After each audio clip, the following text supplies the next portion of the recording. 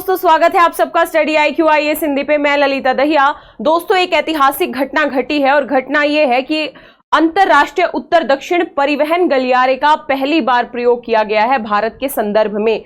मामला क्या है उसको समझेंगे और साथ ही अंतरराष्ट्रीय उत्तर दक्षिण गलियारा क्या है, इसकी स्थापना क्या हुई थी और क्या इसका उद्देश्य है उसको भी समझने का प्रयास करेंगे।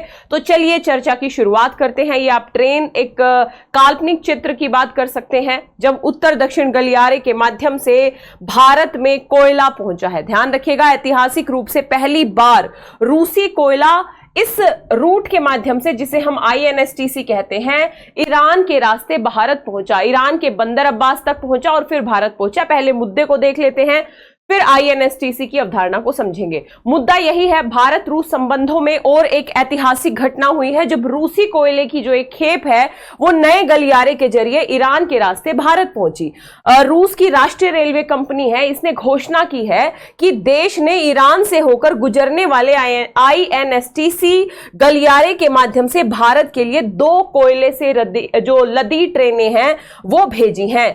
दोस्तों ध्यान रखिएगा, रूसी रेलवे ने अपने टेलीग्राम चैनल पे ये कहा, बेसिकली डिटेल साझा की, जिसमें कहा कि पहली बार कुजबास कोयले से लदी जो 2 ट्रेनें INSTC के जरिए भारत की ओर रवाना हुई हैं। ट्रेनें केमेरोव क्षेत्र से रवाना हुई, कजाकिस्तान और तुर्कमेनिस्तान से होते हुए INSTC की पूर्व शाखा के साथ ईरानी बंदरगाह बंदर अब्बास तक गई हैं। ध्यान रखिएगा, और कोयले को ईरान के बंदर अब्बास से भारत में समुद्र के रास्ते लेके जाया जाएगा। यानी ये जो INSTC है ये एक मल्टी मॉडल प्रोजेक्ट है, उसकी हम डिटेल में बात करेंगे। तो ये है मुद्दा।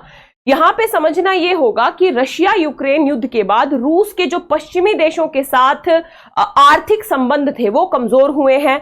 साथ ही पश्चिमी देशों ने रशिया पे बड़े स्तर पे प्रतिबंध लगाए हैं, जिसमें आर्थिक प्रतिबंध बड़े स्तर पे लगाए गए हैं। तो ऐसी दिशा में भारत ने रशिया पे किसी भी प्रकार का प्रतिबंध लगाने से मना कर दिया था और बड़े स्तर पे भारत ऊर्जा आयात कर रहा है रशिया जैसे देशों से। और रशिया के पास भी क्या विकल्प है, क्योंकि पश्चिमी यूरोप के देशों में रशिया का जो आयात था, जो निर्यात था, वो बड़े स्तर पे प्रभावित हुआ। तो ऐसे में मॉस्को ने यूरोपीय संघ देशों से निर्यात को हटा दिया था और एशियाई जो उपभोक्ता थे रशिया के, उनको बड़ी छूट दी थी। ऐसी छूट का लाभ उठाते हुए ही भारत रूस से अधिक थर्मल और कोकिंग जो खरीद है वो कर रहा है।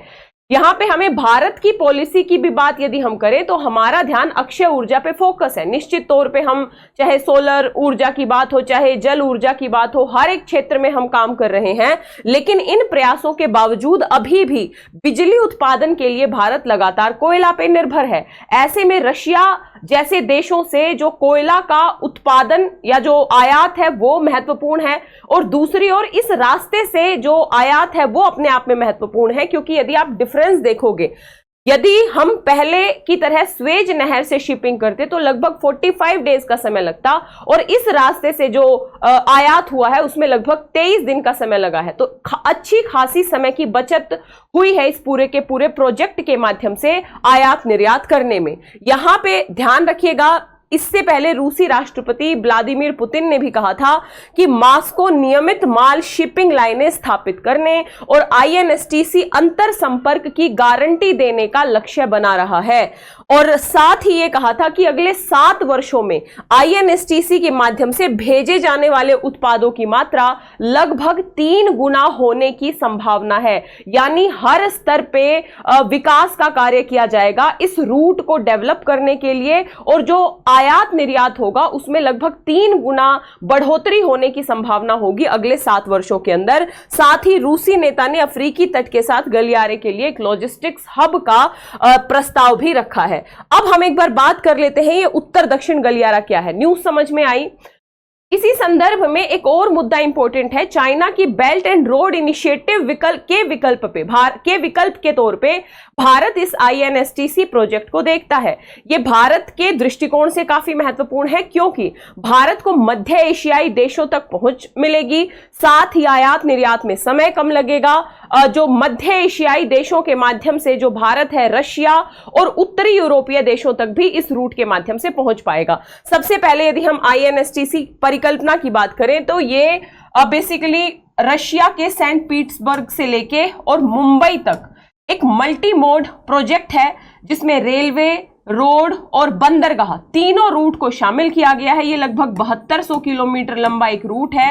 आगे जाके ये रूट विस्तारित हो सकता है उत्तरी यूरोप के देशों से, और जो स्वेज नहर से हम आयात करते हैं उस आयात में जो समय लगता है वो समय इसके माध्यम से कम हो सकता है। साथ ही आप देखिए यहां पे ईरान के बंदरगाह के माध्यम से हम अफगानिस्तान जैसे लैंडलॉक कंट्री में अपनी पहुंच बढ़ा सकते हैं। हम मिडल ईस्ट कंट्री के साथ अपना सहयोग बढ़ा सकते हैं, क्योंकि इन मिडल ईस्ट कंट्रीज के साथ यदि हम रास्ते की बात करें तो एकमात्र रास्ता पहले पाकिस्तान था, और हमें पता है कि पाकिस्तान हमें मिडल ईस्ट जाने की अनुमति नहीं देगा। अतः इस रूट के जरिए भारत मिडल ईस्ट देशों में अपनी पहुंच बढ़ा सकता है, और मिडल ईस्ट जो देश हैं वो ऊर्जा के क्षेत्र में या ऊर्जा भंडार के दृष्टिकोण से काफी समृद्ध है।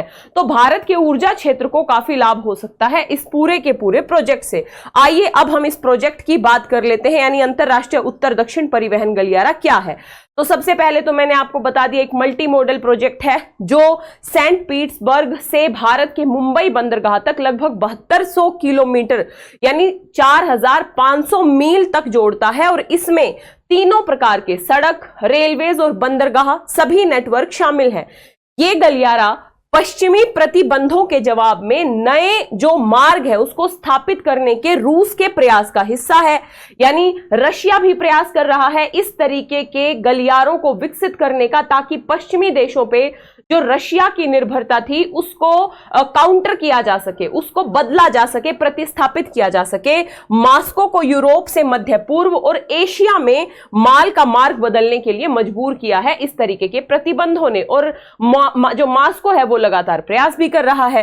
ध्यान रखिएगा, शुरुआत में इस परियोजना को एनएसटीसी उत्तर दक्षिण परिवहन गलियारे के नाम से जाना जाता था, लेकिन 2002 में रशिया, ईरान और भारत इन तीनों ने हस्ताक्षर किए समझौते पे, और इसके बाद इसके ये संस्थापक सदस्य बन गए। बाद में इसका नाम अंतरराष्ट्रीय उत्तर दक्षिण परिवहन गलियारा पड़ गया। यहां पे भारत का संदर्भ मैं आपको बता ही चुकी हूं कि भारत चाइना की जो बेल्ट एंड रोड इनिशिएटिव है, जो उसके प्रतिपक्ष में या उसके पैरेलल इस रूट को देखता है, तो भारत के सामरिक हितों, रणनीतिक हितों, आर्थिक हितों, ऊर्जा से संबंधित हितों के लिए यह गलियारा अपने आप में खासा महत्वपूर्ण है। ध्यान रखिएगा दोस्तों, यदि हम बात करें बाद में इसमें अजरबैजान शामिल हो गया, और वर्तमान में लगभग 13 देशों जिसमें Bharat, Russia, Iran, Azerbaijan, Belarus, Bulgaria, Armenia, Kazakhstan, Kyrgyzstan, Oman, Tajikistan, Turkey और यूक्रेन जैसे देश हैं, इन सभी देशों के द्वारा इस समझौते को अनुमोदित किया गया है। यहां पे मल्टी मॉडल प्रोजेक्ट में मुंबई से शुरू होकर, यदि हम भारत की बात करें तो मैं अभी चित्र के माध्यम से भी बता दूंगी, मुंबई से शुरू होकर ईरान के बंदर अब्बास, बंदर ए अंजली तक जाता है, फिर रूस में अस्त्राखान, मॉस्को और सेंट पीटर्सबर्ग तक पहुंचने के लिए कैस्पियन सागर को पार करता है। यदि आप चित्र के माध्यम से इसको समझ पा रहे होंगे, ये भारत है, मुंबई से जाएंगे ईरान के बंदर अब्बास, और फिर कैस्पियन सागर होते हुए हम मॉस्को, सेंट पीटर्सबर्ग तक जाएंगे।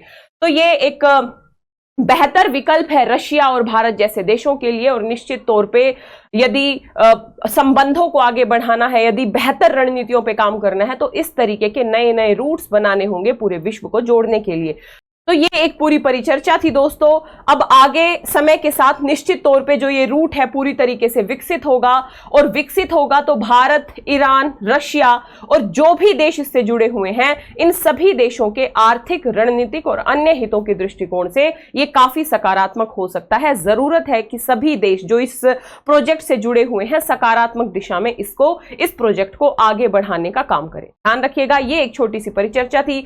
आपका क्या कहना है INSTC पर अपने विचार कमेंट बॉक्स में जरूर बताइएगा। इसके साथ ही ग्रेट लर्निंग डेज ऑफर शुरू हो चुका है स्टडी IQ IAS हिंदी पे। यदि आप 2025, 26 या 27 में यूपीएससी का अटेम्प्ट देना चाहते हैं तो आप एडमिशन ले सकते हैं। 30 जून से क्लासेस शुरू हो रही हैं। एडमिशन की अंतिम तिथि है 30 जून, और यदि आप अभी से लेके 30 जून के बीच में कभी भी एडमिशन लेते हैं तो आपको ये बैच मात्र 25,999 का मिल रहा है। एक बड़ी छूट मिल रही है आपको फीस में, तो देर किस बात की, फटाफट जाइए स्टडी IQ की ऐप या वेबसाइट पे, या इस वीडियो के डिस्क्रिप्शन बॉक्स में एक लिंक दिया होगा, उस लिंक पे जाके भी आप एडमिशन ले सकते हैं। साथ ही आप मुझसे जुड़ सकते हैं मेरे Telegram channel Lalita Dahiya academy, Instagram Lalita Dahiya academy और फेसबुक पेज पे।